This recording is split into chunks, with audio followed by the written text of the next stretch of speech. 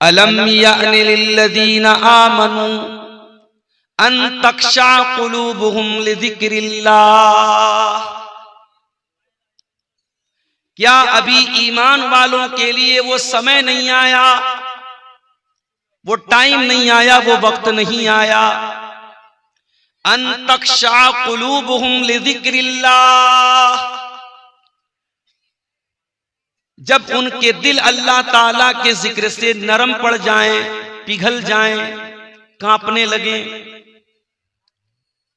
अलम यानि लिल्लज़ीना आमनू अन तख्शा कुलूबुहुम लिज़िक्रिल्लाह। ऐ ईमान वालो, क्या अभी वो समय नहीं आया, वो टाइम नहीं आया, क्या अभी वो वक्त नहीं आया जब तुम्हारे दिल अल्लाह ताला के कलाम को सुनकर के पिघल जाएं, नरम पड़ जाएं? और कीजिए, कुरान की ये आयत सहाबा से सवाल कर रही है, ऐ मेरे नबी के सहाबा, तुम बताओ, कुरान उतर रहा है, नबी के ऊपर कुरान की आयतें उतर रही हैं, क्या अभी वो समय नहीं आया, वो टाइम नहीं आया, वो वक्त नहीं आया जब अल्लाह का कलाम सुन करके तुम्हारे दिल पिघल जाए? वमा नज़ल मिनल हक़्क़ि, और अल्लाह ताला ने जो कुरान की आयतों को नाजिल किया है, जो हक बातें अल्लाह ताला ने नाजिल की है, क्या उन बातों को सुनकर के तुम्हारे दिल के अंदर अल्लाह का खौफ पैदा नहीं होता? वला यकूनू कल्लज़ीना ऊतुल किताब, ऐ मुसलमानों, तुम यहूदियों की तरह न हो जाना, तुम ईसाइयों की तरह न हो जाना। उनको अल्लाह ने किताब दी, उनको तौरात दी, उनको इंजील दी, फताल अलैहिमुल अमद, फिर उनके ऊपर एक लंबा टाइम गुजर गया। जाहिर जब हमारे नबी दुनिया में आए, ईसा अलैहिस्सलाम को आए हुए 600 साल हो चुके, मूसा अलैहिस्सलाम को आए हुए हजारों साल हो चुके थे। अल्लाह कह रहा है कि तुम यहूदियों की तरह मत हो जाओ, तुम ईसाइयों की तरह मत हो जाओ।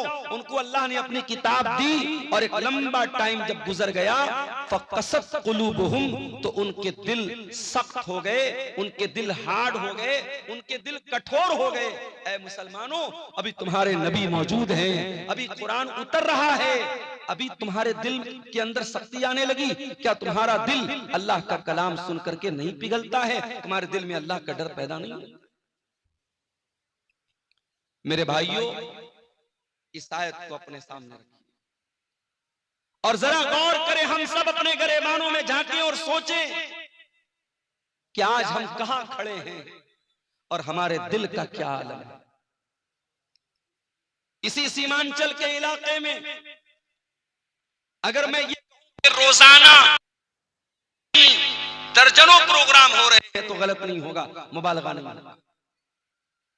और हर आदमी अपनी जान पहचान के, अपने रिश्तेदारी के गांव के प्रोग्राम में जा रहा है, उर्दू में, बंगला में तकरीरें सुन रहा है। और जाहिर है जलसे वाले कि हम दौर के जमाने के अच्छे मुकर्रिर को, अच्छे वक्ता को लाएं, अच्छे मुकर्रिर को लाएं, उसकी तकरीरें सुने और आपके दिल पर असर हो। लेकिन हम सब मेरे भाइयों अपने दिल पर गौर करें, क्या हमारे दिल के ऊपर कोई असर हो रहा है? अब तो हालात ये हो चुके हैं कि तकरीर और जलसा भी इंटरटेनमेंट और मनोरंजन का एक जरिया बन गया। जाना है जलसे में, थोड़ा सैरो तफरी करना है, थोड़ा घूमना फिरना है, थोड़ा मनोरंजन करना है, मुकर्रिर साहब की तकरीर थोड़ी बहुत सुन लेना है, फिर चले जाना है। और जाहिर है कि ये जो मुकर्रिर हैं, ये जो वक्ता हैं, ये क्या पढ़ रहे हैं? ये कुरान ही तो पढ़ रहे हैं। और ये कुरान वो किताब है जिस किताब के बारे में अल्लाह कुरान के 28वें पारे में कहता है, लौ अंज़लना हाज़ल कुरान अला जबलिन लरअयतहु खाशिअम मुतसद्दिअम मिन खशियतिल्लाह। मेरे बंदो, इस कुरान को हमने किसी पहाड़ के ऊपर भी उतारा होता तो पहाड़ भी अल्लाह के खौफ से रेजा रेजा हो जाता, पहाड़ भी अल्लाह के खौफ से चूर चूर हो जाता, चकना चूर हो जाता। हमारे दिल हमारे सीने के अंदर जो दिल है मेरे भाइयों, ये दिल तो बड़ा मुलायम सा दिल है, बड़ा सॉफ्ट सा दिल है, ये तो गोश्त पोस्ट का बना हुआ दिल है। कुरान कहता अगर हम पहाड़ के ऊपर भी कुरान को उतारा, अल्लाह कह रहा हमने कुरान को उतारा होता तो पहाड़ भी अल्लाह के खौफ से रेजा रेजा हो जाता। इसका मतलब ये हुआ, इसका मतलब ये हुआ अगर कुरान की आयतों को सुनने के बाद भी हमारे दिल के ऊपर कोई असर नहीं पड़ रहा है मेरे भाइयों, इसका मतलब ये हुआ कि हमारे दिल पहाड़ से भी ज्यादा कठोर हो चुके हैं, पत्थर से भी ज्यादा कठोर हो चुके हैं। मेरे भाइयों, आज अल्हम्दुलिल्लाह शेरशाहबादी बिरादरी में हम बड़े फख्र के साथ कहते हैं कि साहब हम लोग अहले हदीस हैं। अभी अररिया के किसी सियासी लीडर ने इस बिरादरी के बारे में कुछ नाजेबा बातें कही तो मैंने कल जमात के बड़े उलमा के बयानात देखे कि नहीं साहब ये गलत बात है, हमारी बिरादरी के ऊपर बहुत बड़ा इल्जाम लगाया जा रहा है। हम बड़े फख्र के साथ अपने आप को अहले हदीस कहते हैं, लेकिन कभी हमने गौर किया कि अहले हदीस का मतलब क्या होता है? क्या सीने पर हाथ बांध लेना, आमीन जोर से बोल लेना, नमाज में रफुल यदैन कर लेना, 8 रकात तरावीह पढ़ लेना, क्या यही पहचान है अहले हदीस की? नहीं मेरे भाई, हमने अहले हदीस का मतलब नहीं समझा। अहले हदीस उस इंसान को बोलते हैं जो कुरान और हदीस के ऊपर अमल करता है, सिर्फ जबान से दावा नहीं करता है, अमल करता है, जिसका अखलाक, जिसका किरदार, जिसका कैरेक्टर, जिसका चाल चलन, जिसका चरित्र ये बताता है कि हाँ ये कुरान और हदीस पर चलने वाला है, उस इंसान को अहले हदीस कहते हैं, उस इंसान को सलफी कहते हैं। और आज भी दुनिया में ऐसे लोग हैं कि आप हैरत करेंगे कि क्या ऐसे भी लोग पैदा हो सकते हैं। चलिए मैं आपको एक सच्चा वाकया सुनाता हूं, जो लेटेस्ट वाकया है, हमारे इस दौर का वाकया है। इस दौर में जब इंसानियत मुर्दा हो रही है, जब अखलाक फना हो रहे हैं, जब लोग बातें तो बड़ी बड़ी करते हैं लेकिन अमल के मामले में जीरो हैं, इस दौर का एक सच्चा वाकया मैं आपको बता रहा हूं। चलिए मैं आपको मदीना लेके चलता हूं।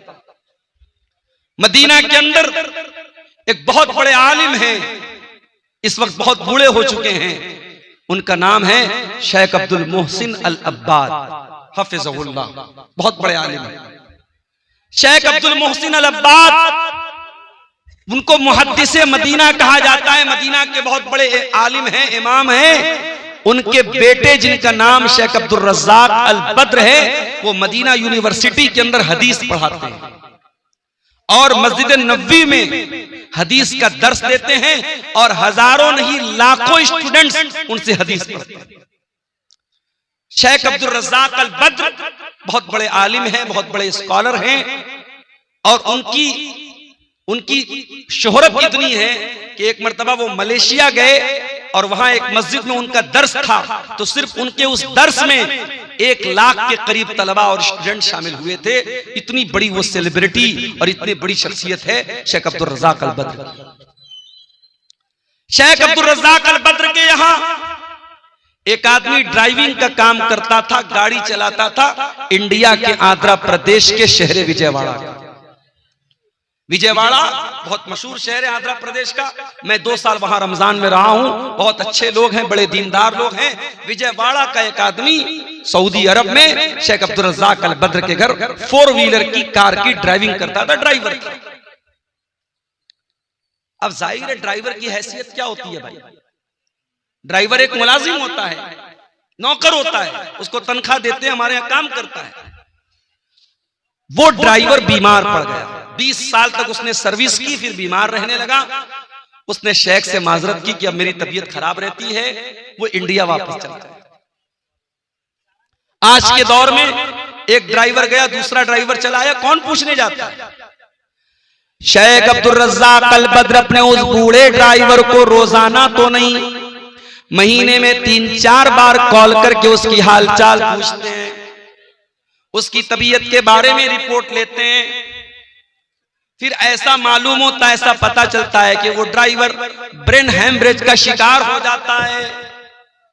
उसको ब्रेन हेमरेज हो जाता है, वो कोमा में चला जाता है, हॉस्पिटल के आईसीयू के अंदर वो एडमिट हो जाता है। शेख अब्दुल रज़्ज़ाक़ अल बद्र को मालूम होता है कि मेरे घर पे 20 साल ड्राइविंग करने वाला ड्राइवर ब्रेन हेमरेज का शिकार हो चुका है और विजयवाड़ा के हॉस्पिटल में एडमिट हुआ है। गौर से सुनना मेरे प्यारे भाइयों, तकरीरें तो आपने बहुत सुनी होंगी, लेकिन तकरीरों में जो बातें बयान की जाती हैं, कभी कभी हमको लगता है कि वो बातें स्टेज पर तो बयान करने के लायक है, लेकिन प्रैक्टिकल उनके ऊपर अमल नहीं हो सकता। लेकिन ये सच्चा वाकया जो मैं बताने जा रहा हूं, ये सच्चा वाकया आपको सबूत दे रहा है कि तकरीर के अंदर जो बातें बयान की जाती हैं, उन बातों पर अगर इंसान अमल करना चाहे तो आज के इस नाजुक दौर में भी अमल कर सकता है। 20 साल तक ड्राइविंग करने वाला वो ड्राइवर ब्रेन हेमरेज का शिकार है, हॉस्पिटल में एडमिट है। शेख अब्दुल रज़्ज़ाक़ अल बद्र उसके बेटे से कांटेक्ट में, बेटे से बातचीत होती है। एक दिन बेटे के पास फोन आता है कि आपके अब्बा की अयादत करने के लिए, उनकी हाल चाल के लिए, उनको देखने के लिए सऊदी अरब से शेख अब्दुल रज़्ज़ाक़ अल बद्र की तरफ से कोई आने वाला है। बेटा सोचता है इतनी बड़ी हस्ती हैं, पैसे वाले भी हैं और बहुत बड़े आलिम भी हैं, हो सकता है अपने किसी नौकर चाकर को भेज दे मेरे अब्बा की हालचाल लेने के लिए। वो दिन तय हो जाता है, टाइम तय हो जाता है और उस ड्राइवर का बेटा अपने इलाके के एयरपोर्ट पर जब पहुंचता है, क्या देखता है, उस एयरपोर्ट पर पहुंचने के बाद वो क्या देखता है कि शेख अब्दुल रज़्ज़ाक़ अल बद्र खुद फ्लाइट से तशरीफ लाए हुए हैं। अपने बूढ़े ड्राइवर, अपने बीमार ड्राइवर की अयादत करने के लिए, उसकी हाल चाल लेने के लिए, उसकी खबरगिरी करने के लिए सऊदी अरब से विजयवाड़ा तक का, आंध्र प्रदेश तक का लंबा सफर बगैर किसी अपॉइंटमेंट के और बगैर किसी को बताए हुए शेख अब्दुल रज़्ज़ाक़ अल बद्र तय करते हैं। मेरे भाइयों, हमारा हाल तो ये, हम कटिहार से पटना भी अगर जाते तो कोई ना कोई मकसद होता है, कोई ना कोई कारोबारी मामला होता है, किसी से पैसे का लेन देन होता है, कोई ना कोई दुनियावी मफाद होता है। मेरे प्यारे साथियों, जिस दौर में इंसान किसी को बेमतलब सलाम भी नहीं करता है, ऐसे दौर में क्या ऐसा भी अखलाक मिल सकता है? मेरे प्यारे भाइयों, सऊदी अरब की सरजमीन से शेख अब्दुल रज़्ज़ाक़ अल बद्र फ्लाइट के जरिए आते हैं। हालांकि अगर वो एक कॉल कर दें, एक मैसेज कर दें, उनके लाखों स्टूडेंट हैं हिंदुस्तान की सरजमीन पर, जो बच्चे मदीना में जाके पढ़ते हैं वो शेख अब्दुल रज़्ज़ाक़ अल बद्र से भी पढ़ते हैं। जितने मदनी आलिम आपको मिलेंगे, जो बाद में जो मदनी आलिम हुए वो सब उनके शागिर्द आपको मिलेंगे। जितने भी मदनी आलिम हैं सब मदीना में पढ़े, उनके शागिर्द हैं। एक मैसेज कर दें, तलबा की और स्टूडेंट की भीड़ लग जाएगी। मगर शेख अब्दुल रज़्ज़ाक़ अल बद्र ने किसी को नहीं बताया, बगैर किसी अपॉइंटमेंट के अचानक आए, ड्राइवर के बेटे के साथ कार में बैठ के हॉस्पिटल आए। अपने उस बूढ़े मुलाजिम की देर तक बैठ करके उसको दुआओं से नवाजा, उसकी पैसे से भी मदद की और उनके घर वालों को तसल्ली दी और फिर वापस चले गए। मेरे प्यारे साथियों, ये इस दौर के एक आलिम, एक कुरान और सुन्नत पर बयान करने वाले और कुरान और सुन्नत पर अमल करने वाले एक आलिम का सच्चा वाकया हमें ये बताता है। मेरे भाइयों के दिल में अगर अल्लाह का डर हो, दिल में अल्लाह का खौफ हो, तो कुरान और सुन्नत की बातें सिर्फ स्टेज पर बयान नहीं होती हैं, उनके ऊपर अमल भी किया जा सकता है और आज के दौर में अमल करने वाले भी मौजूद हैं। हमारा मामला क्या है? मुझसे कभी कभी लोग सवाल करते हैं, मैं मुंबई गया, लोग मुझसे पूछने लगे, मौलाना साहब लगता है आपका प्रोग्राम कटिहार में बहुत होता है। अच्छा, कुछ तो चैनल वालों की मेहरबानी है, एक ही तकरीर को वो 10 चैनल वाले, अब तो ये माशाल्लाह गिनती करना चाहे तो हम लोग गिनती भी नहीं कर सकते कितने कैमरे लगे हैं, इसमें क्या क्या नाम है चैनल का ये भी नहीं मालूम। अब तो मैं डरता हूं भाई, कौन सी बात कब निकल जाए और ये चैनल वाले क्या उसको उन्वान दे दें। डॉक्टर जाकिर नायक साहब के बारे में मैंने बड़े अदब के दायरे में, बड़ी तहजीब के दायरे में इसी सीमांचल में तकरीर में उनकी कुछ बातों से इख्तिलाफ किया। अब चैनल वाला क्या थंबनेल डाल रहा है, डॉक्टर जाकिर नायक हनफी हो गया, डॉक्टर जाकिर नायक अहले हदीस नहीं, उससे बचो। अब लोग मुझसे सवाल कर रहे हैं कि आपने डॉक्टर जाकिर नायक के खिलाफ क्या बोला है, क्या बोला है। मैंने कहा भैया जाके चैनल वालों से पूछो। तो हालात तो ये है, मैं बयान कुछ करता हूं, उस पर रिपोर्ट कुछ लगा देते हैं। तो लोग मुझसे सवाल करते हैं मुंबई वगैरह में कि मौलाना लगता है आपका प्रोग्राम उधर जो है कटिहार साइड में, सीमांचल साइड में बहुत होता है। और हकीकत में अगर आप देखें, सिर्फ मेरी बात नहीं है, जो भी हमारे जमात के बड़े बड़े मुकर्रिरीन हैं, जैसे मौलाना जरजीत साहब हो गए, और इसी तरीके से और भी जो भी इस वक्त जो मुकर्रिरीन को हम जानते हैं, जो चल रहे हैं या जिनको सोशल मीडिया पे सुना जा रहा है, उसमें से बहुत सारे लोग आपके सीमांचल में आते हैं। सीमांचल में जलसे इतने हो रहे हैं, तकरीरें इतनी सुनी जा रही हैं, मगर असर क्यों नहीं हो रहा है? क्या बेपर्दगी में कोई कमी आ रही है? क्या शराब के नशे में कोई कमी आ रही है? क्या ज़िनाकारी और बदकारी में कोई कमी आ रही है? क्या शादी ब्याह में लेन देन में कोई कमी आ रही है? इसी बिहार की सरजमीन पर चंपारण के एक हमारे दोस्त हैं, साथी हैं, हमारे साथ पढ़ाने वाले टीचर हैं, उनकी बेटी के रिश्ते की बात आई।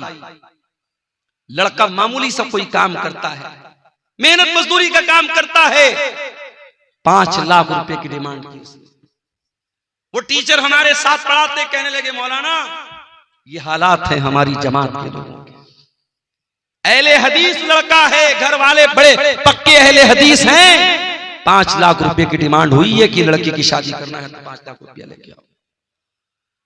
मेरे भाइयों, दावा करना बंद कर दो अहले हदीस का। तुम्हारे शादी ब्याह में अगर तुम कुरान और सुन्नत को फॉलो नहीं करते हो, लेन देन में अगर कुरान और हदीस को फॉलो नहीं करते हो, चाल चलन में कुरान और हदीस पर नहीं चलते हो, तो सिर्फ सीने पर हाथ बांध कर और रफुल यदैन करके अपने आप को अहले हदीस कहना बंद कर दो, बंद कर दो अहले हदीसों को बदनाम करना। हमारे दिल कठोर हो चुके हैं मेरे भाई, इतनी तकरीरें सुन रहे हैं मगर कोई असर नहीं पड़ रहा है। क्यों? कुरान का वो सवाल हमसे और आपसे भी हो रहा है। अलम यान लिल्लदीना आमनू, ऐ ईमान वालों वो समय कब आएगा, वो टाइम कब आएगा, वो वक्त कब आएगा, अन तख्शा कुलूबुहुम लिज़िक्रिल्लाह, कि अल्लाह का कलाम सुन करके सिर्फ तुम्हारे कानों को अच्छा नहीं लगेगा, बल्कि तुम्हारे दिल के ऊपर भी उसका इफेक्ट पड़ेगा, उसका प्रभाव पड़ेगा। हमारा हाल तो ये हो गया है, एक कान से सुनना है, दूसरे कान से कान तक ताल्लुक है, बस दिल से कोई कनेक्शन नहीं है। हमारे नौजवानों को देख लो, हमारी बहनों को देख लो, नौजवान लड़कियों को देख लो, सारी मेहनत किस पर हो रही है? शरीर पर हो रही है, चेहरे पर हो रही है। लड़कों को देखो, जिम जा रहे हैं, चिकन खा रहे हैं, मटन खा रहे हैं, जो साहब बॉडी बन जाए। लड़कियों को देखो, आधा घंटा आईने के सामने खड़ी हैं, क्या कर रही है? मेकअप कर रही है। ब्यूटी पार्लर में दुल्हन जाती है, जाने के टाइम जो है वो उसका कलर कुछ और होता है, आने के टाइम कलर कुछ और होता है, डिजाइन पूरा बदल जाता है। आप देख ले, मेकअप पर इतनी मेहनत हो रही है, लेकिन इस पर कोई मेहनत नहीं हो रही है। अल्लाह ताला के यहाँ जिस चीज की वैल्यू है मेरे भाइयों, फेस की वैल्यू नहीं है।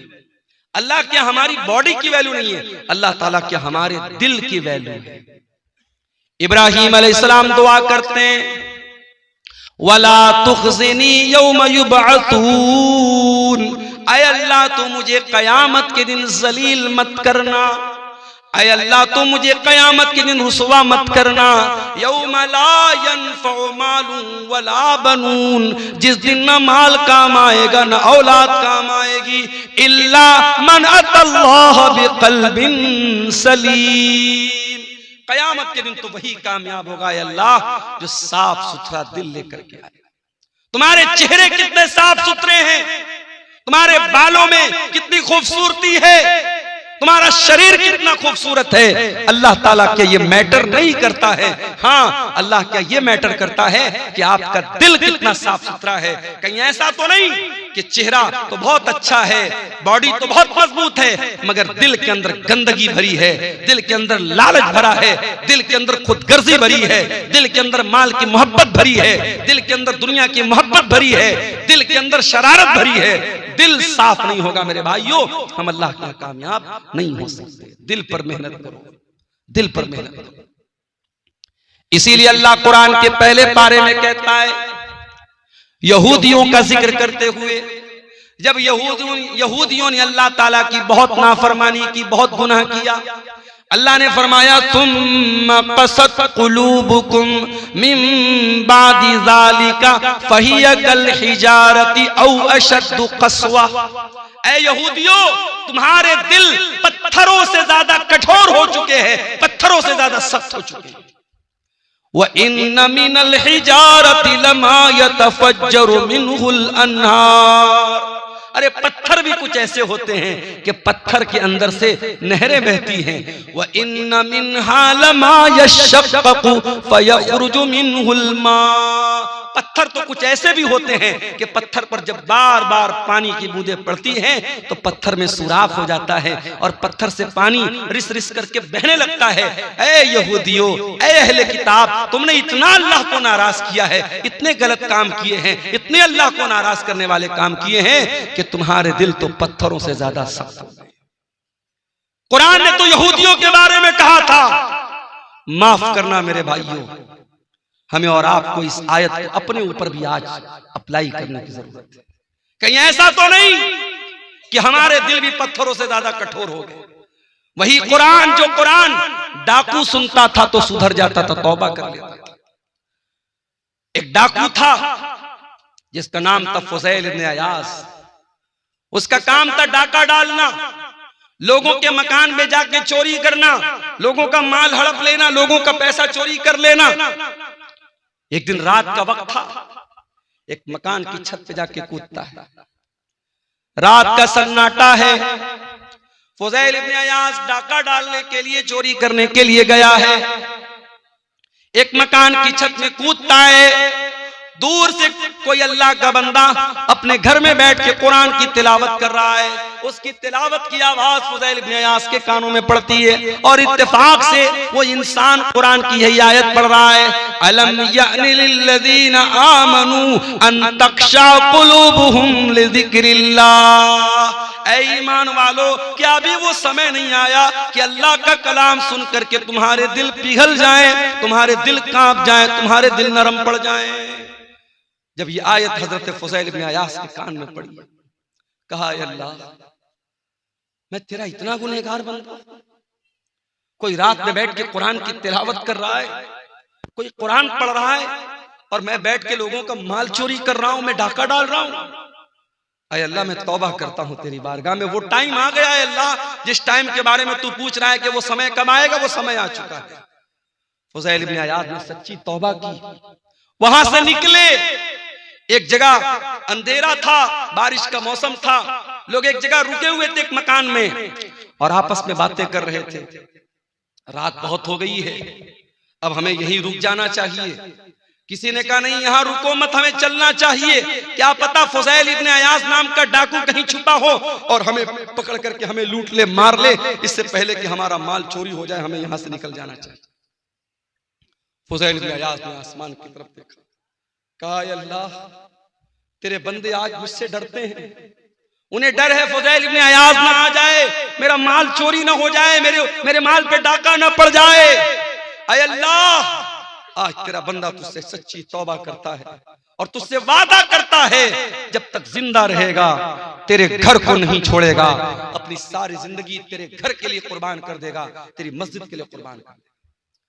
फुज़ैल इब्न अयाज़ तौबा करते हैं और वहां से वो मक्का आते हैं और सारी जिंदगी अपने आप को खाने काबा के साथ जोड़ लेते हैं और इतने बड़े आलिम बन जाते हैं, इतने बड़े इमाम बन जाते हैं कि उनको अपने दौर का सबसे बड़ा आलिम माना जाता है और सबसे बड़े बड़े जाहिद और आबिद लोगों में उनका शुमार होता है। कुरान तो वही है मेरे भाई, कुरान वही है, कुरान की आयतें वही है। एक डाकू ने सुना और तौबा कर ली और हम और आप उस कुरान को सुनते हैं और हमारे दिल पर कोई असर क्यों नहीं होता? कुरान जवाब दे रहा है, सुम्मा क़सत क़ुलूबुकुम मिन बादि ज़ालिका, तुम्हारे दिल पत्थरों से भी ज्यादा कठोर हो चुके। इत्तेफाक से रमजान के लास्ट में उम्रा करने का मौका मिला अल्लाह के फजल करम से, उसकी तौफीक से। अब उम्रा करने भी जो लोग जाते हैं, अल्लाह माफ करे, अल्लाह रहम करे, उम्रा की बरकत भी धीरे धीरे खत्म हो रही है। वहां भी साहब तवाफ हो रहा है, साथ में सेल्फी ली जा रही है। अब बॉलीवुड की बड़ी बड़ी हीरोइनें साहब सारी जिंदगी वो नंगापन करती रही, नाचती रही, गाती रही। अब वो अपने गुनाहों को धोने के लिए क्या कर रही, उम्रा करने जा रही है। उम्रा करने गई, अब वहां क्या है, साफ फोटो शूट हो रहा है। मदीना के अंदर पहुंची तो जो बड़ी बड़ी छतरी लगी है मस्जिद नबवी के अंदर, उसके नीचे, मैं एक बॉलीवुड की हीरोइन है, नाम नहीं लूंगा वरना चैनल वाले भी फटफट से थंबनेल डाल देंगे, वो बेचारी जाके वहां फोटो शूट कर रही है और आकर के फिर अपना फिल्में बनाने लगी। फिर वो सारे काम जो फिल्मी दुनिया के हो रहे थे वो होने लगे। अब धीरे धीरे उम्रा और हज की रूहानियत भी मेरे भाइयों खत्म हो रही है। पहले वो दौर था, लोग जब उम्रा करने जाते थे, हज करने जाते थे, जब वापस लौटते थे तो दिल की दुनिया बदल जाती थी, दिल की दुनिया बदल जाती थी, एक चेंजिंग आ जाती थी, एक परिवर्तन आ जाता था। आज कोई परिवर्तन नहीं आ रहा है। आज पैसा वाला है, चलो भाई चलो, जैसे लोग पिकनिक मनाने जाते हैं, कोई मुंबई जाता है, कोई कोलकाता जाता है, कोई दिल्ली जाता है, चलो हम उम्रा करके चले आए। अब उम्रा को भी लोगों ने पिकनिक बना दिया है। सच्चे दिल से कोई उम्रा करे, अगर कोई अपने हलाल कमाई से और सच्चे दिल से कोई हज और उम्रा करे, अल्लाह के नबी ने फरमाया कि लगातार हज और उम्रा करने से इंसान के गुनाह मिट जाते हैं और इंसान की गुर्बत और फक्र फाका खत्म होता है, इंसान के माल में बरकत होती है। मगर अफसोस, हमारे दिल इतने कठोर हो चुके हैं कि आज हम और आप उम्रा करने और हज करने जा रहे हैं तो वहां भी हम दुनियादारी कर रहे हैं। मेरे प्यारे साथियों, ये दिल के कठोर होने की अलामत। हरम के अंदर आज भी जब कुरान पढ़ा जाता है, अल्लाह की कसम खा करके कहता हूं, आप बिहार के सीमांचल के रहने वाले, आपको अरबी जबान तो नहीं आती होगी आमतौर से, आप अरबी जबान का मतलब नहीं जानते होंगे, मगर इमाम जब हरम के अंदर कुरान पढ़ता है ऐसा लगता है कि कुरान हमारे दिलों को चीर रहा है। जब अजाब की आयतें आने लगती हैं, जब जहन्नम की आयतें आने लगती हैं और हरम का इमाम उस आयत के ऊपर रोने लगता है, मैं देखता हूं मुसल्लियान भी रोने लगते हैं, मैं देखता हूं उसमें अफ्रीका का काला भी रो रहा है, उसमें यूरोप का गोरा भी रो रहा है, उसमें बांग्लादेश का बंगाली भी रो रहा है, उसमें इंडिया का इंडियन भी रो रहा है। जिनकी जबान अरबी नहीं है, जिनको अरबी जबान नहीं आती है, जो अरबी जबान को नहीं समझते, मगर कुरान की ऐसी कैफियत है मेरे भाइयों, कुरान का ऐसा असर है कि कुरान डायरेक्ट दिल पर असर करता है। इसलिए मैं अक्सर अपने नौजवानों से कहता हूं कि क्या म्यूजिक के चक्कर में पड़े हो, कार चला रहे हो म्यूजिक बजा रहे हो। अभी मेरा एक प्रोग्राम था दरभंगा में, अब ड्राइवर बेचारा गैर मुस्लिम था, रात का टाइम था, मुझे जल्दी निकलना भी था, सुबह क्लास भी करनी थी। ड्राइवर ने कहा मौलाना साहब अगर इजाजत हो तो गाना बजा लो। मैंने कहा भाई तो बड़ा गड़बड़ मामला है यार, अब तो मुझसे गाना बजाने की इजाजत मांग रहे हो। मैंने कहा देखिए रात का समय है, आपको भी नींद लग रही, तकरीर करके आप थके हारे हैं, और मैं अगर कुछ बजाऊंगा नहीं तो मुझे भी नींद आने लगेगी, फिर एक्सीडेंट हो सकता है। मैंने कहा अच्छा चलो ठीक है, तुम गाना बजाना चाहते हो बजा लो, हल्की आवाज में बजाओ, मैं पीछे लेट जाता हूं, सो जाता हूं। तो ये गैर मुस्लिम कर रहा है, चलो भाई उसका कोई इस्लाम से ताल्लुक नहीं है, मगर मुसलमान ड्राइवरों को मैं देखता हूं, मुसलमान लड़कों को देखता हूं, उनके कार का जो साउंड सिस्टम होता है उसमें अगर कभी कभी ऐसा भी होता है ना, मेरे सामने तो गाना नहीं बजाते, कभी कभी गलती से बजने लगते जल्दी से बंद कर देते। तो गाना बजा रहा है आज हमारा नौजवान, ये नहीं सोचता है अगर कार चलाते हुए अल्लाह ना करे एक्सीडेंट हो गया, मौत आ गई, उसी हाल में हम मर गए, तो कयामत के दिन जब हम उठेंगे तो उस दिन भी गाना सुनते हुए और गाना बजाते हुए उठेंगे। ये कितनी बदनसीबी की मौत होगी, कितनी अफसोस की मौत। कानों में ईयरफोन ठूस के और कानों में एयरपोर्ट ठूस करके वो गाना सुन रहा है, अल्लाह ना करे उसी हाल में अगर रूह निकल गई और दिल की धड़कन बंद होगी तो क्या हाल होगा तेरा। इसलिए कि अल्लाह के नबी फरमाते हैं इन्नल अब्द युबास वाला मा मात अलैहि, बंदा जिस हाल में मरेगा उसी हाल में कयामत के दिन उठाया जाएगा।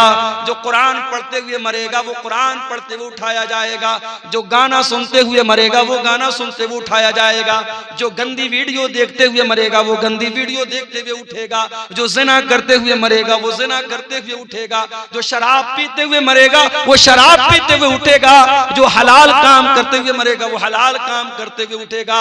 हत्ता के अगर कोई हाजी हज करने गया है, अल्लाह के नबी ने फरमाया अगर इहराम की हालत में हाजी का इंतकाल हो जाए तो उसको अलग से कोई कफन पहनाने की जरूरत नहीं है, उसी इहराम के कपड़े में उसे कफना दो, इसलिए कि कयामत के दिन वो हाजी जब उठेगा तो उसी इहराम के कपड़े में उठेगा और लब्बैक अल्लाहुम्मा लब्बैक कहते हुए उठेगा।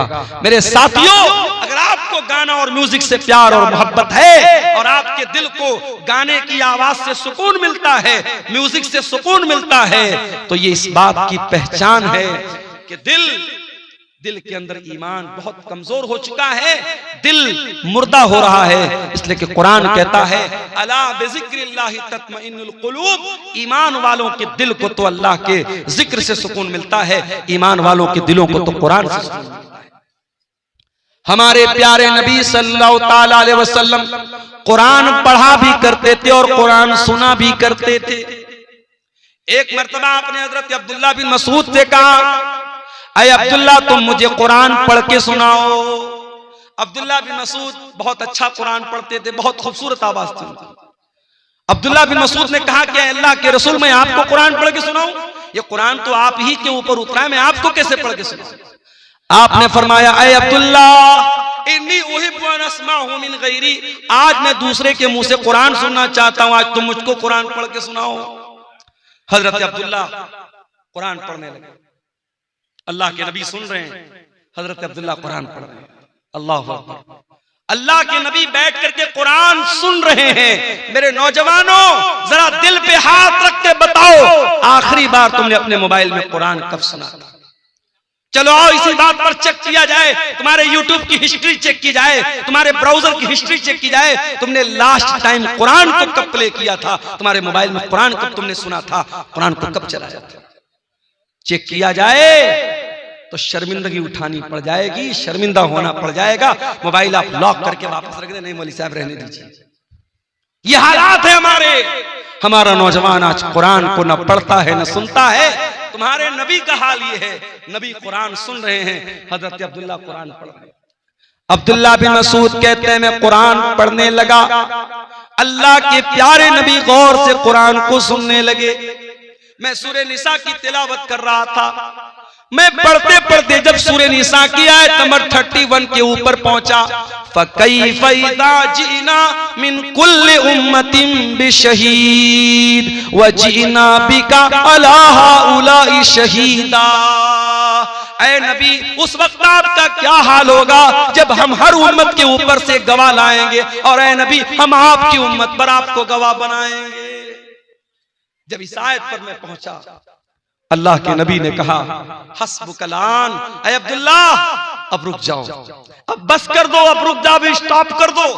हजरत अब्दुल्ला बिन मसूद कहते हैं मैंने नजरों को उठा करके देखा कि अल्लाह के नबी मुझको क्यों रोक रहे हैं, क्यों मना कर रहे हैं। फैजा ऐनाहु तजरीफान, मैंने क्या देखा कि अल्लाह के नबी की आंखों से आंसू बह रहे हैं, अल्लाह के नबी रो रहे हैं, अल्लाह के नबी की आंखों से आंसू बह रहे हैं। वो जिम्मेदारी का जो एहसास आपको हुआ, जो जिम्मेदारी कयामत की दिन आपके कंधों पर डाली जाएगी, उस जिम्मेदारी को याद करके अल्लाह के नबी रो रहे हैं। नबी तो रोए अपनी जिम्मेदारी को याद करके, और हम और आप बस इसी पर फख्र करें कि साहब हम तो अहले हदीस हैं, जन्नत हमारे बाप की है, जन्नत का सर्टिफिकेट हम लेके बैठे हैं। हम और आप कभी हमें कुरान पढ़ करके और सुन करके हमें रोने की नौबत हमें नहीं आती। मेरे भाइयों, ये आंखें खुश्क हैं मौला, इन्हें रोना नहीं आता। ये आंखें खुश्क हैं मौला, इन्हें रोना नहीं आता। कभी गौर करो मेरे भाइयों, आखिरी बार आपकी आंखों से आंसू अल्लाह के खौफ से कब निकले? किसी के मरने पे निकले होंगे, कोई तकलीफ हुई होगी निकले होंगे, कोई दर्द हुआ होगा निकले होंगे, मगर इन आंसुओं से अल्लाह के खौफ से आंसू कब निकला था? जरा सोचना मेरे भाइयों, जरा हम सब अपने गिरबान में झांकी और सोचें, अल्लाह के खौफ से आंसू कब निकला था? अल्लाह के नबी फरमाते हैं लैसा शैउन अहब्बु इलल्लाहि मिन क़त्रतैन, अल्लाह ताला को दो कतरे बहुत पसंद हैं, दो कतरे अल्लाह ताला को बहुत पसंद हैं। कतरतु दुमूइन मिन खशियतिल्लाह, एक आंसू का कतरा जो इंसान की आंखों से अल्लाह के खौफ से निकलता है, अल्लाह के डर से निकलता है, वो आंसू के कतरे अल्लाह ताला को बहुत पसंद है। वह कतरतु दमिन तुहराकु फी सबीलिल्लाह, और दूसरा वो खून का कतरा जो अल्लाह की राह में बहाया जाता है, अल्लाह की राह में शहीद होने वाला, अल्लाह की राह में जिहाद करने वाला, अल्लाह की राह में लड़ने वाला, उसके खून के कतरे अल्लाह ताला को बहुत पसंद है। वो आंसू जो अल्लाह के खौफ से निकलते हैं मेरे भाई, वो आंसू अल्लाह को बहुत पसंद है। अल्लाह के प्यारे नबी फरमाते हैं, बुखारी और मुस्लिम की रिवायत है, कयामत का दिन होगा, सूरज 1 मील की दूरी पर होगा, लोग गर्मी से पसीने से बेहाल होंगे। सबअतुन युज़िल्लुहुमुल्लाह, 7 तरीके के बंदे अल्लाह ताला के ऐसे होंगे जिनको अल्लाह ताला अपने अर्श का साया देगा। उन 7 खुशनसीब बंदों में एक बंदा वो भी होगा, वरजुलुन ज़करल्लाह खालियन फफाज़त ऐना, अल्लाह का वो बंदा जिसने तन्हाई में, अकेले में, बंद कमरे में बैठ करके अल्लाह को याद किया, अपने गुनाहों को याद किया, अपने पापों को याद किया, अपनी नाफरमानियों को याद किया, और उसकी आंखों से आंसू बह पड़े, वो रोने लगा। उस अल्लाह के खौफ से बहने वाले आंसू को अल्लाह ताला कयामत के दिन उनकी लाज रखेगा, और उस इंसान को अल्लाह ताला कयामत के दिन गर्मी से बचाएगा, सूरज की तपिश से बचाएगा। मेरे भाइयों, मैं फिर से उसी आयत को पढ़ता हूं जो खुतबे मसनूआ के बाद मैंने पढ़ी थी। कुरान सवाल कर रहा है हमसे और आपसे, अलम यअनि लिल्लज़ीना आमनू अन तख्शा कुलूबुहुम लिज़िक्रिल्लाह, ऐ ईमान वालों, क्या अभी वो समय नहीं आया कि अल्लाह का कलाम सुन करके तुम्हारे दिल पिघल जाए। मेरे प्यारे नौजवान साथियों, तुमसे भी एक बात कहनी है, नौजवानी बड़ी खतरनाक उम्र होती है। शैतान सबसे ज्यादा अगर किसी उम्र के अंदर इंसान को बहकाता है तो जवानी में बहकाता है। जितना गुना इंसान जवानी में कर लेगा बुढ़ापे में नहीं कर पाएगा। शराब इंसान आमतौर से जवानी में पीता है, ज़िनाकारी के अड्डे आमतौर से जवानी में आबाद होते हैं, टाइम का गलत इस्तेमाल आमतौर से जवानी में इंसान करता है। जब इंसान 50 साल का हो जाता है, 60 साल का हो जाता है, तो ऑटोमेटिक उसको ये एहसास हो जाता है अब तो मरने वाला हूं, अब तो कब्र में जाने वाला हूं, तब तो इंसान ऑटोमेटिक सुधर जाता है। असल जो सुधरने की उम्र है वो तो जवानी की उम्र है, जो तौबा करने की उम्र है, जो अल्लाह से माफी मांगने की उम्र है, माफ करना, वो 20 से 40 साल के बीच की उम्र है। फारसी का एक शायर कहता है, दर जवानी तौबा करदन शेवे पैगंबरी, वक्त पीरी गुर्गे जालिम नीशवत परहेजगार। जवानी में तौबा करना नबियों का तरीका है, बुढ़ापे में तो भेड़िया भी शरीफ बन जाता है। जब पेट में आंत नहीं, मुंह में दांत नहीं, तब शरीफ बन गए तो कौन सा कमाल किया। मेरे प्यारे नौजवान साथियों, आज अपनी जवानी का गलत इस्तेमाल करने के पहले सोच लेना कि अल्लाह ताला क्या इसका हिसाब देना पड़ेगा। गुनाह की लज्जत तो आज मिल जाएगी, गुनाह का मजा तो मिल जाएगा, मगर इस गुनाह के बाद इसका जो असर तुम्हारी जिंदगी पर पड़ेगा, जो पछतावा तुम्हें होगा, उस पछतावे के बाद तुम्हारे सामने कोई रास्ता नहीं होगा। इसलिए कि मेरे नौजवान भाइयों, इस बात की कोई गारंटी नहीं है कि आज आप नौजवान हैं, कल आप बुढ़ापे तक जिंदा रहेंगे। क्या गारंटी? अपनी आंखों से मैंने देखा है, बिल्कुल जवान आदमी, हमारे यूपी के अंदर बनारस से 100 किलोमीटर दूर है इलाहाबाद। इलाहाबाद में बिल्कुल नौजवान यंग लड़का मुझे मिलता है, पेशे से डॉक्टर है, और मेरी आदत है अगर तकरीर में कोई वेल क्वालिफाइड, वेल एजुकेटेड, पढ़ा लिखा अगर इंसान अगर मिलने आता है, मैं बड़ी तवज्जो से मिलता हूं, क्योंकि आज के इस दौर में पढ़े लिखे लोग और जो है समाज में जिनका एक मकाम और स्टेटस है, इस तरीके के लोग अगर प्रोग्राम में आ रहे हैं और उलमा से मिलने आ रहे हैं, ये बड़ी बात है। ऐसे लोगों का हमें वेलकम करना चाहिए, इस्तेकबाल करना चाहिए। नौजवान लड़का है 20-22 साल का, मिलने आता है, मौलाना आपकी तकरीर बहुत शौक से सुनता हूं, बड़ी मोहब्बत करता हूं, नंबर का आदान प्रदान होता है, बीच बीच में कभी कभी व्हाट्सएप भी करता है, फेसबुक भी चलाता था वो लड़का। फिर एक दिन उसके फेसबुक पर एक पोस्ट आई, मैं बहुत बीमार हूं, मेरे लिए दुआ कीजिएगा, मैं बहुत बीमार हूं। उसके बाद उस पोस्ट के डालने के बाद तकरीबन 1-2 हफ्ते के बाद खबर आती है कि डॉक्टर फला साहब जो इलाहाबाद के रहने वाले हैं, ब्लड कैंसर हो गया, इंतकाल हो गया। 1 साल पहले जब वो लड़का मिला था मुझे, उसकी बॉडी को देख करके मैं सोच भी नहीं सकता था कि 1 साल बाद इसके मरने की खबर आई। हम नहीं जानते मेरे भाइयों हमारी मौत का क्या बहाना बनेगा। हमारे उत्तर प्रदेश ही के एक नौजवान आलिम दीन थे, मौलाना अब्दुल रहमान सलफी, मुंबई के अंदर एक मस्जिद में इमामत कराते थे। कई प्रोग्रामों में हम लोगों ने साथ में प्रोग्राम किया, बंगाल में और इसी तरीके से मुंबई में। और 1 साल रमजान में तफसीर का बयान करने के लिए करनूल शहर में, आंध्र प्रदेश में मैंने बात करके उनको वहां पे अपॉइंट किया था। वहां पर भी वो गए थे, बड़ी मोहब्बत करते थे मुझसे, मैं भी मोहब्बत करता था उनसे।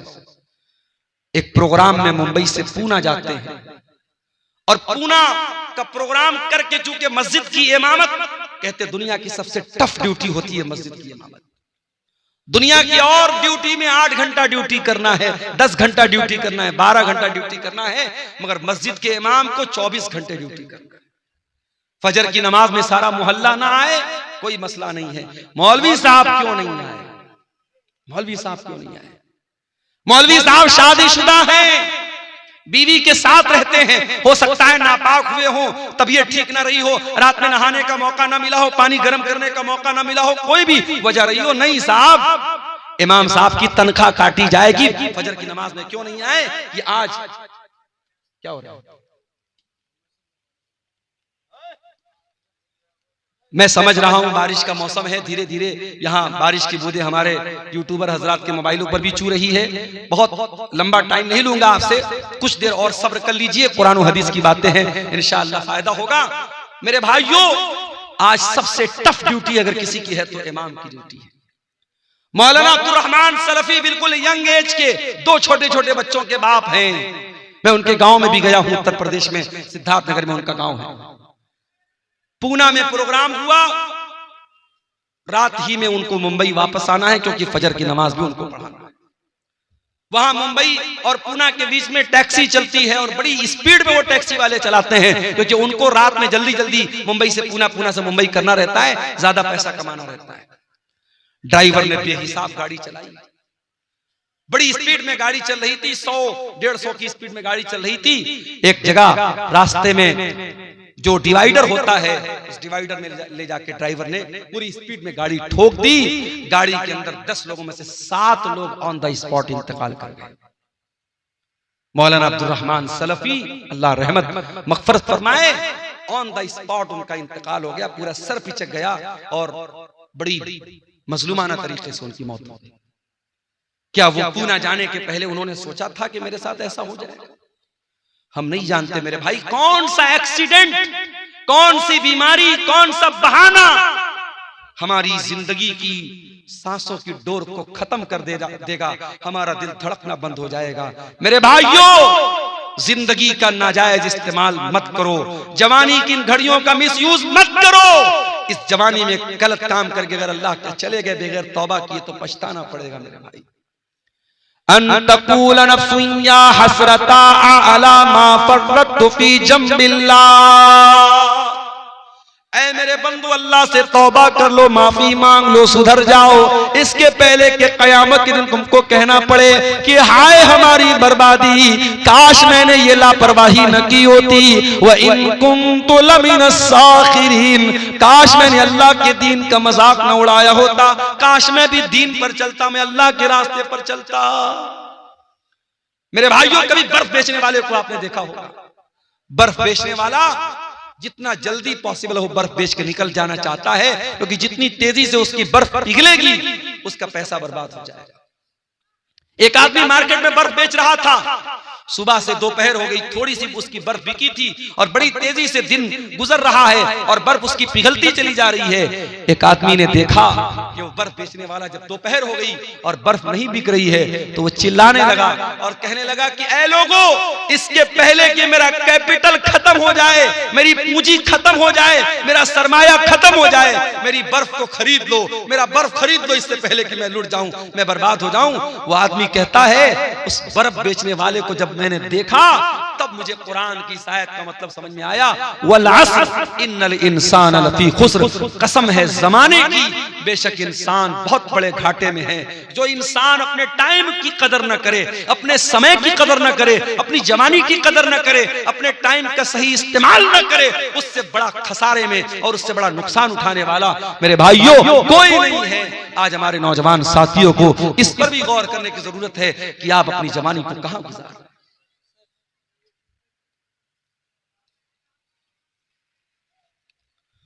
कुरान का वो सवाल हमसे और आपसे हो रहा है मेरे, अलम यानि लिल्लज़ीना आमनू अन तख्शा कुलूबुहुम लिज़िक्रिल्लाह, क्या ईमान वालों के लिए अभी वो समय नहीं आया कि अल्लाह का कलाम सुन करके उनके दिल पिघल जाएं, नरम पड़ जाएं। आज हमारे दिल इतने कठोर हो चुके हैं, मुर्दे को दफनाने के लिए कब्रिस्तान में लेकर के जाते हैं, अपने हाथों से कफनाते हैं, दफनाते हैं, मिट्टी देते हैं, फिर भी हमको ये एहसास नहीं होता कि एक दिन हमारे साथ यही होने वाला है। मेरे प्यारे भाइयों, आज बंद कमरे में लाइट को बंद कर दिया जाए, पंखा बंद कर दिया जाए, कमरा बंद कर दिया जाए, चारों तरफ से पैक कर दिया जाए और उस कमरे में हमको रखा जाए, हमारा दम घुटने लगेगा, हम बेचैन हो जाएंगे। ओ लोगों, जरा तसव्वुर करो, जरा गौर करो, कब्र के अंदर जब आप जाएंगे मेरे भाइयों, हम और आप जाएंगे, उस कब्र के अंदर हमें रखा जाएगा और मिट्टी डाल करके लोग चले जाएंगे। न वहां कोई लाइट होगी, न वहां कोई एसी होगा, न वहां कोई कूलर होगा, न वहां कोई पंखा होगा। वहां अगर एसी और कूलर और रोशनी मिलेगी, हमारे ईमान की बदौलत मिलेगी, हमारी नेकियों की बदौलत मिलेगी। मेरे भाइयों, दुनिया में एसी बहुत लगवाया आपने, दुनिया में पंखा बहुत लगवाया आपने, दुनिया में लाइटिंग बहुत लगवाई आपने, कब्र में वो लाइटिंग कैसे मिलेगी? जरा इस पर भी गौर करो मेरे प्यारे साथियों। आज दिल की कठोरता का ये हाल है, दिल की सख्ती का ये हाल है कि कब्रिस्तान में मुर्दे को दफनाने के टाइम भी हमारी आंखों से ना आंसू बहता है, न हमारे दिल पर कोई असर पड़ता है। अल्लाह के प्यारे नबी एक अंसारी सहाबी के जनाजे में जाते हैं, जनाजे को कब्र में उतारा जा रहा है, लाश को कब्र में उतारा जा रहा है और अल्लाह के प्यारे नबी कब्र की एक साइड में बैठे हुए हैं और आपके आसपास सहाबा भी बैठे हुए हैं। अचानक अल्लाह के नबी ने कब्र की तरफ देखा और कब्र में होने वाला जो अजाब है, कब्र में होने वाले जो हालात हैं, उनके बारे में सोच करके अल्लाह के नबी रोने लगे। इतना रोए, हदीस के अल्फाज हत्ता बल्ल सरा, आपके आंसुओं से उस जगह की जमीन भीग गई, वहां की मिट्टी भीग गई और आपने उस कब्र की तरफ इशारा करके फरमाया, लिमिस्लि हाज़ा फ़अइदू या इख़वानी, ऐ मेरे सहाबा, इस कब्र की तैयारी करो, यहां तुमको जाना है, इस कब्र में तुमको जाना है, यहां तुमको हिसाब देना है, तैयारी करना है तो इस कब्र की तैयारी करो। मेरे प्यारे साथियों, आज हालात ये हैं, मैं आपके कटिहार का हाल नहीं जानता, मैं आपके पूर्णिया अररिया का हाल नहीं जानता, मगर बनारस के कब्रिस्तानों में मैंने देखा कि बहुत सारे नौजवान कब्रिस्तान पे बैठकर जुआ खेलते हैं, बहुत सारे नौजवान कब्रिस्तान पे बैठ के शराब पीते हैं, बहुत सारे नौजवान मोबाइल पर गंदी वीडियो देखते हैं। यानी जहां हमारे मुर्दे दफन हैं, जहां अपने अपने अमल के हिसाब से कब्र में उनके साथ मामला हो रहा है, उस कब्रिस्तान में बैठ करके भी आज इंसान अल्लाह को याद नहीं करता है, मौत को याद नहीं करता है। अलम यानि लिल्लज़ीना आमनू अन तख्शा कुलूबुहुम लिज़िक्रिल्लाह, ऐ ईमान वालों, क्या अभी वो समय नहीं आया कि अल्लाह का कलाम सुन करके तुम्हारे दिल पिघल जाए? उस्मान गनी को देखो मेरे प्यारे साथियों, क्या हुआ? थोड़ा धीरे धीरे बात करें। उस्मान गनी कौन है? नबी के दामाद हैं, नबी के दोहरे दामाद हैं, नबी की दो बेटियां इनके निकाह में आई हैं। उस्मान गनी वो उस्मान है, हर मौके पर अल्लाह के दीन के लिए, मस्जिद के लिए, नबी के मदरसे के लिए, नबी के सहाबा को पानी पिलाने के लिए, इस्लाम की राह में लुटाने के लिए उस्मान गनी अपनी दौलत का मुंह खोल देते हैं। उस्मान गनी ने कभी अपने कदम को पीछे नहीं रखा। वो उस्मान गनी जिनका नाम लेकर के नबी ने कहा था माज़र उस्मान मा अमिल बादल यौम कत्तो, उस्मान ने इतना अल्लाह की राह में दे दिया है, उस्मान का कोई गुनाह भी उसका कुछ बिगाड़ नहीं सकता है। वो उस्मान गनी जब कब्रिस्तान से गुजरते थे हजारों कतार रोने लगते थे।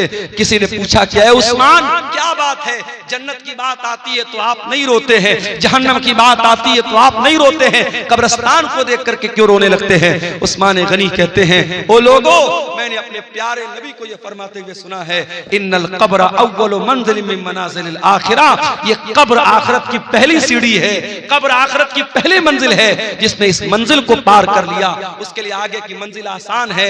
ऐ लोगों, जब मैं कब्र को देखता हूं मुझे अपनी आखिरत याद आ जाती है और मैं अपने आंसुओं पर कंट्रोल नहीं कर पाता। आज हमें और आपको क्या कब्रिस्तान पे जाके मौत याद आती है? नहीं याद आती। आज तो कब्रिस्तान और कब्र पर भी आज मेला लगता है। आपको यकीन ना आए, मुंबई की हाजी अली की दरगाह पे जाके आप देख लें, यकीन ना आए लखनऊ की देवा की दरगाह पे आप जाके देख लें, यकीन ना आए अंबेडकर नगर बसखारी में कछौचा की दरगाह पे आप जाके देख लें, यकीन ना आए अजमेर में ख्वाजा मोइनुद्दीन चिश्ती अजमेरी की दरगाह पे जाके देख लें। वहां आपको लड़कियां भी नजर आएंगी, लड़के भी नजर आएंगे, शिर्क भी हो रहा है, नजरों का गुनाह भी हो रहा है, बदचलनी और बेहयाई भी हो रही है। आज कब्र पे जाके मौत किसको याद आती है? मेरे प्यारे साथियों, कुरान का सवाल बरकरार है, अलम यानि लिल्लज़ीना आमनू अन तख्शा कुलूबुहुम लिज़िक्रिल्लाह। ऐ ईमान वालों, क्या अभी वो समय नहीं आया कि अल्लाह का कलाम सुन करके तुम्हारे दिल पिघल जाए? आज हमारी रातें गुनाहों में गुजरती हैं।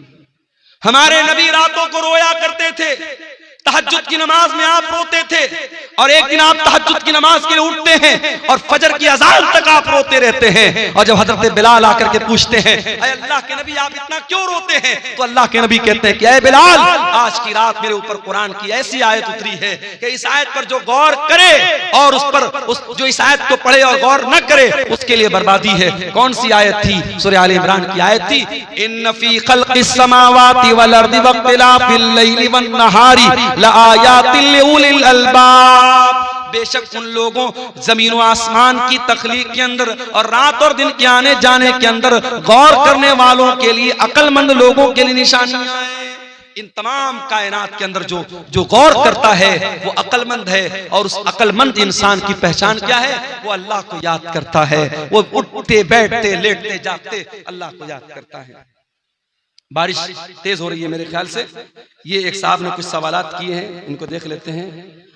औलाद को जायदाद से महरूम करना कैसा है? गुनाह है, बहुत बड़ा गुनाह है। औलाद जितनी भी नाफरमान हो, औलाद को, माँ बाप को यह अधिकार नहीं है कि उसको जायदाद से आग कर दे, महरूम कर दे। मैं इसी कटिहार के इलाके में बयान कर चुका हूं कि बहुत सारे ऐसे केस भी देखने को मिले हैं कि बाप की वजह से बेटे की आंख में आंसू है। बाप एक बेटे को अपनी सारी जमीन और जायदाद दे रहा है और दूसरे बेटे को महरूम कर रहा है।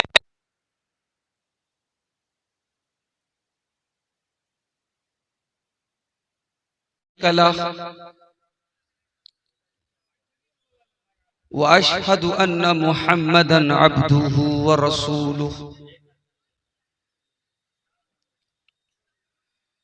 या अय्युहल्लज़ीना आमनुत्तक़ुल्लाहा हक़्क़ तुक़ातिही वला तमूतुन्न इल्ला व अंतुम मुस्लिमून। या अय्युहन्नासुत्तक़ू रब्बकुमुल्लज़ी ख़लक़कुम मिन नफ़्सिन वाहिदा व ख़लक़ मिन्हा ज़ौजहा व बस्स मिन्हुमा रिजालन कसीरन व निसाअ वत्तक़ुल्लाहल्लज़ी तसाअलून बिही वल अरहाम इन्नल्लाहा काना अलैकुम रक़ीबा।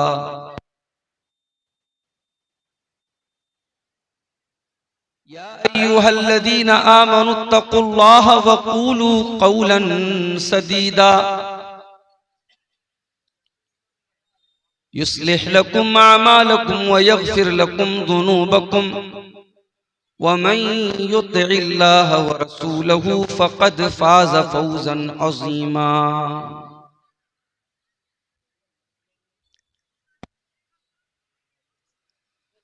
अम्मा बादु फ़इन्ना खैरल हदीथ किताबुल्लाह व खैरल हदी हदी मुहम्मदिन सल्लल्लाहु अलैहि वसल्लम व शर्रल उमूरि मुहदतातुहा व कुल्ल मुहदततिन बिदअह व कुल्ल बिदअतिन ज़लालह व कुल्ल ज़लालतिन फिन्नार।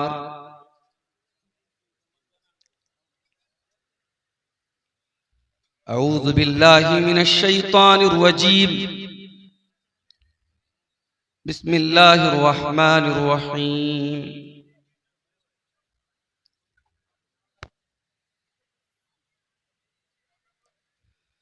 अलम यअनि लिल्लज़ीना आमनु अन तख़शअ क़ुलूबुहुम लिज़िक्रिल्लाहि वमा नज़ल मिनल हक़्क़ वला यकूनु कल्लज़ीना ऊतुल किताब मिन क़ब्लु फ़ताल अलैहिमुल अमद फ़क़सत क़ुलूबुहुम व कसीरुम मिनहुम फ़ासिक़ून।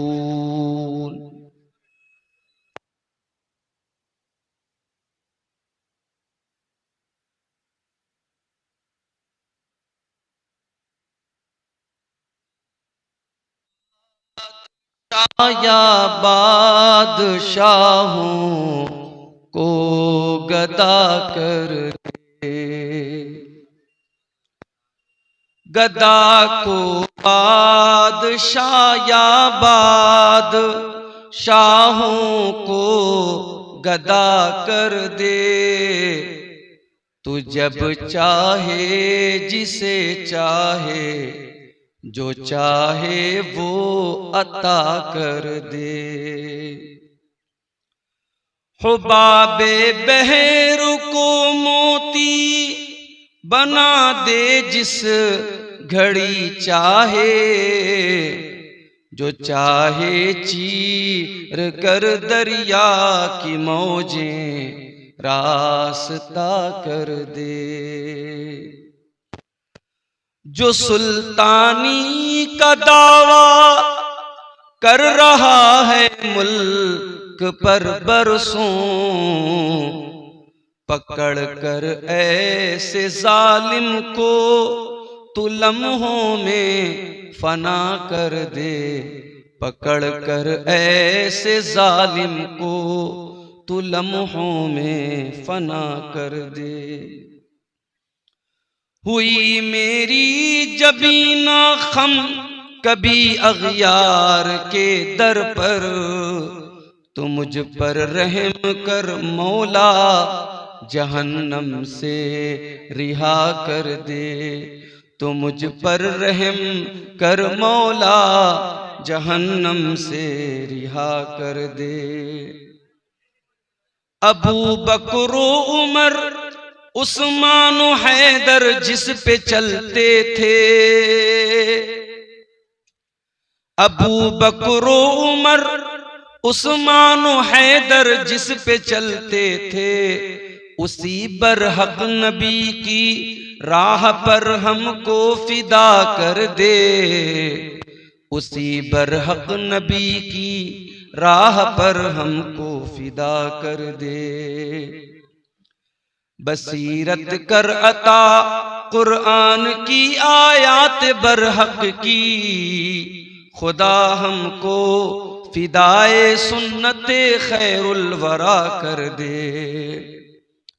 खुदाया हिंद के मजलूम बंदों की दुआएं सुन,